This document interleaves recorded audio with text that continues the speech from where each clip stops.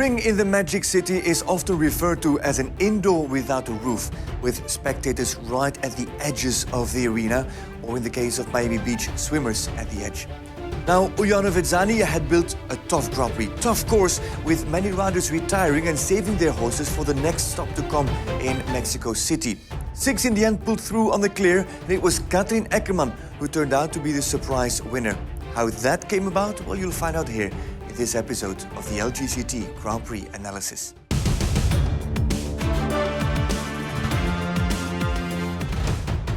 The Longines Global Champions Tour Grand Prix of Miami Beach was a tough one, but what do you expect when the best travel to the other side of the world? Let's look at the first round of Kathleen Eckermann as our reference round for this LGCT Grand Prix analysis.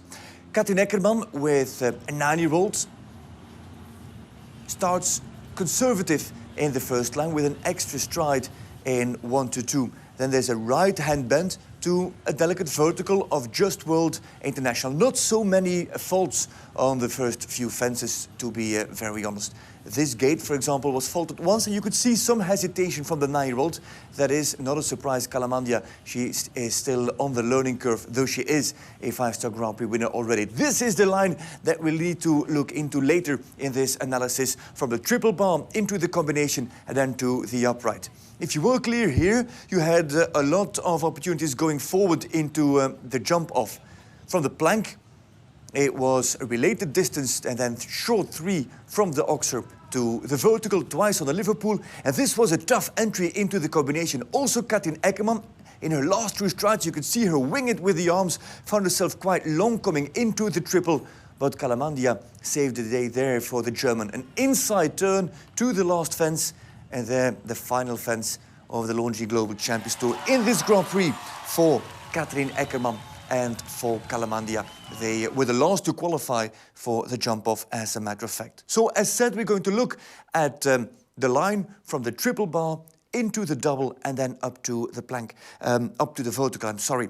A total of 15 riders out of 34 in the first round of this Grand Prix were faulted in that double combination, so that's worth our attention. Here is, for example, the 3D animation. It starts with the triple bar by the LED wall, triple bar of 190 wide, we have to mention that, and then actually when you walk it, a normal 4 strides into the combination of vertical and Oxer. It is a tall vertical to jump in, but a normal 4 strides, at least that is what it walked like. Now, depending on how you jumped that triple bar, the 4 started to change. With a flyer over the triple bar, you got launched into the line, but a steep landing made the 4 strides very long. And that is, for example, what happened to Irishman Conor Swale. Swale got a very steep landing and he really had to ride up to the combination, and he just couldn't get up for the vertical, not enough in time. He was off the hind leg and couldn't find the shape to the vertical into the combination.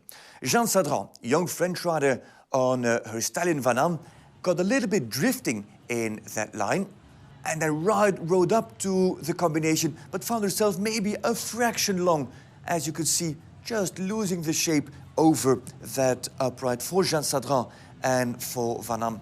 So also they were faulted in the double. Another one that was faulted coming into the double, that struggled with the length, relative length of those 4 steps, with Christian Koekoek on his stallion Mumbai, who jumped a beautiful round for Golden Eagles just before. He also had found it a little bit long and found himself slightly, and it's only a touch, it's maybe 10 centimeters long, into the combination. Christian Koekoek with Mumbai. It's not much, but with that material and positioned right by the beach, it's just enough. Another rider that was a fraction long, that struggled with the line into the combination, was Natalie Dean, young, talented and American rider on home soil.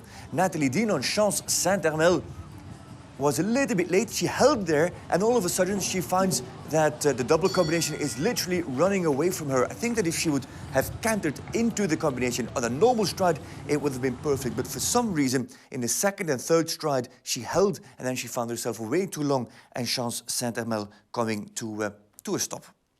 Now, those were the riders that struggled with the 4 and found them too long. Now, if they are too long, maybe there's an alternative. Maybe there's a 5. Let's have a look at some of those riders that went for 5 strides. For example, Ashley Bond. 1, 2, 3, 4, 5. She got them in time, but still had the fence down. There was not room enough inside that line from the triple bar to the double to make those 5 strides. Another man who tried it is Egypt's Nal Nassar.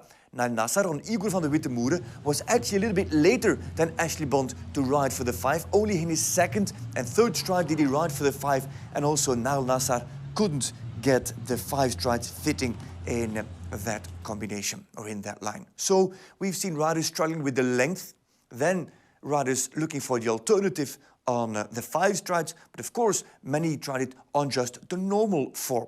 Here, for example, is Michael Pender. Pender sits on HHS Calais, a horse with a big stride, and Michael Pender, he found himself too deep to the vertical and even to the oxer in that combination.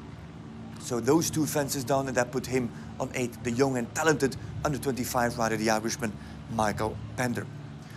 2-time LGCT Grand Prix winner, that is Edwina Tops-Alexander, of course, herself also a 2-time champion on the Longines Global Champions Tour. She had fellow Castlefield in excellent form, but also this couple couldn't avoid the fault. She gave him a little bit of room, and now it's a fault with the hind leg.